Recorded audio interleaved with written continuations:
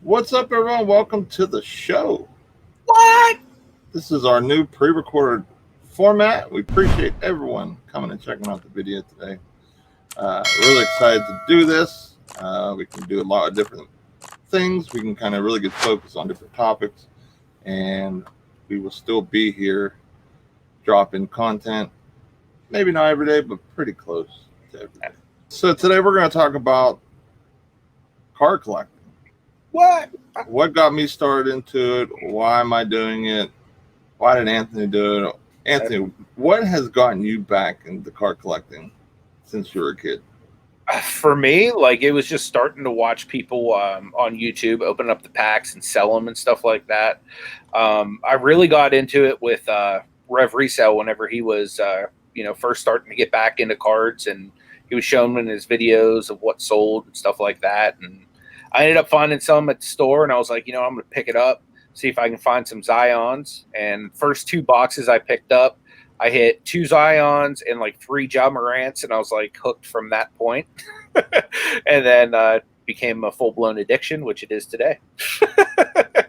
I feel like I need to go to like Sports Cards Anonymous sometimes, man. I don't know if you've ever felt that way, Nate, but like sometimes, like not recently, but there were some weeks there like where the bank account was hurting pretty good. Oh yeah, definitely. I mean, whenever I had my burnout period from resale and stuff like that, I'd come down here and I would literally snipe on eBay every second I was awake.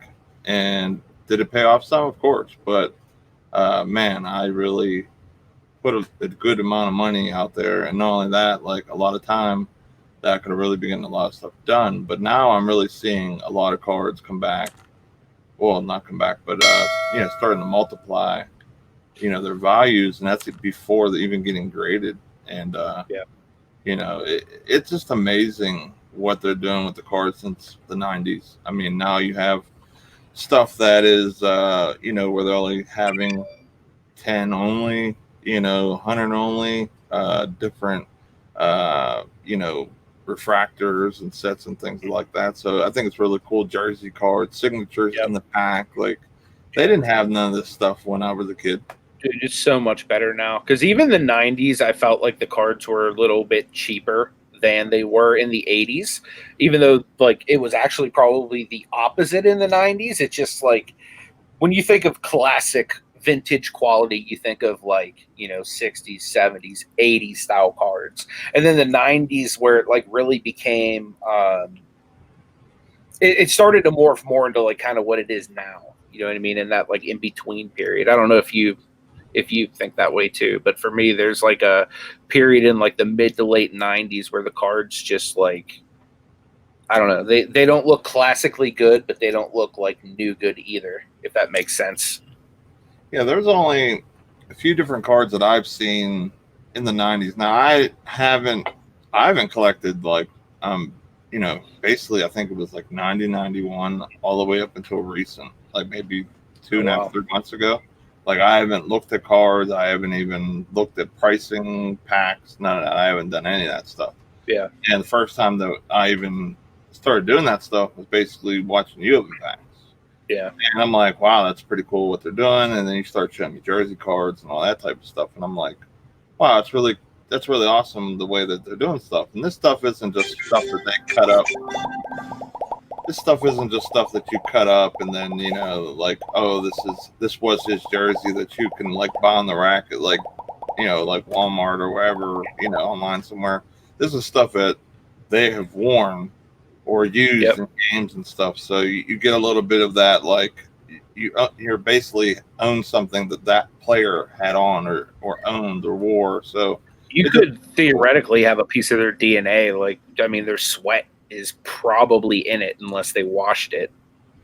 Yeah, I mean, if it's an NBA player, definitely got some DNA on there, because those guys run up and down the court and they're sweating. And if you ever watch a game, them guys go hard running up and down the floor. It's a really fast-paced game where, like, the NFL, that you might get grass stains or whatever on the jersey or whatever. They sweat, but not as much as the NBA players. But yeah, definitely some DNA on NBA players' jerseys, that's for sure. So now that you're back in the cards, what cards or what players are you grading or want to get graded right now? Maybe that you don't own, but maybe some ones that you would target out there right now.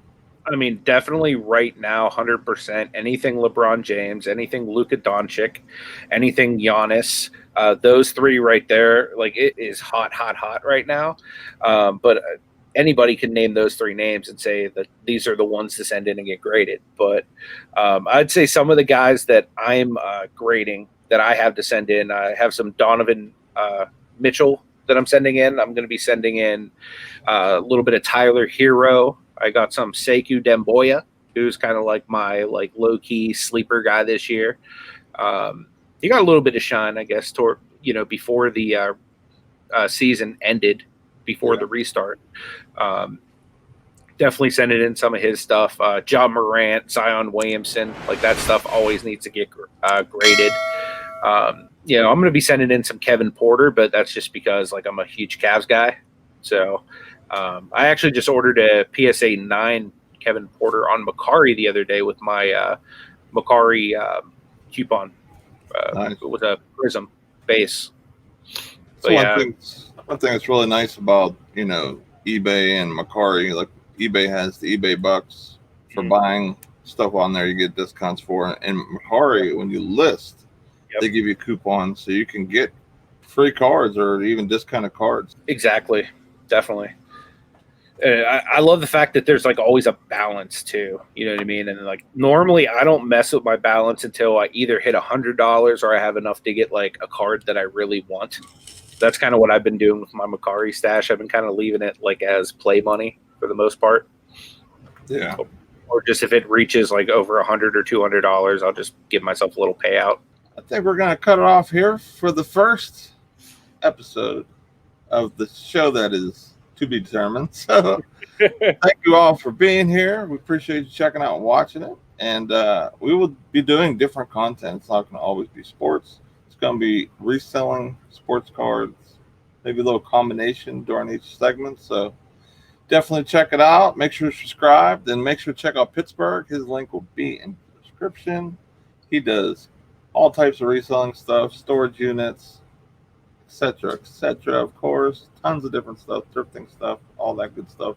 So make sure to check out him and his adventures, and we will see you on the next episode. See you guys.